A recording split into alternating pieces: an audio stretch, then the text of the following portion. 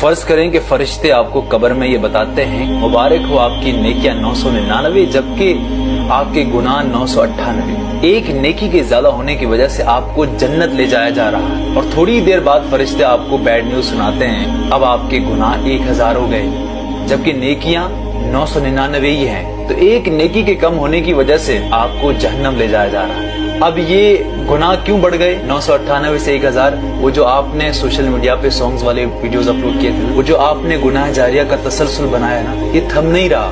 یہ لوگ اس آپ نے جو ساؤنڈ اپلوڈ کیا تھا اس پہ ویڈیوز بناتے جا رہے ہیں، وہ جو غلط ویڈیوز آپ نے اس کو شیئر کیا تھا نا، وہ ابھی تک دیکھ رہا ہے، وہ ابھی تک شیئر کر رہا ہے۔ تو اس طرح کی چیزیں جب آپ کرتے ہیں تو آپ کو کبھی معافی نہیں ملتی۔ ایٹ اے ٹائم اللہ سے آپ رو کر معافی مانگے گا، اللہ معاف کرے گا، لیکن آپ نے دوسرے کو بھی شامل کیا ہے تو یہ سلسلہ کبھی ختم نہیں ہوگا۔ اسی طرح جیسے آپ ثواب جاریہ کا کام کرتے ہیں تو یہ ہمیشہ چلتا رہتا ہے۔ گزارش کرتا ہوں کہ یار ایسا کوئی گناہ نہ کرو جو ہمیشہ چلتا رہے۔ کچھ ایسے گناہ ہیں، میں کہتا ہوں بھلے بڑے بھی ہوں، اللہ سے ایک بار معافی مانگنے پہ اللہ معاف کر دیتا ہے، وہ معاملہ رفع دفع ہو جاتا ہے۔ گناہ جاریہ کا تسلسل کبھی نہیں رکتا۔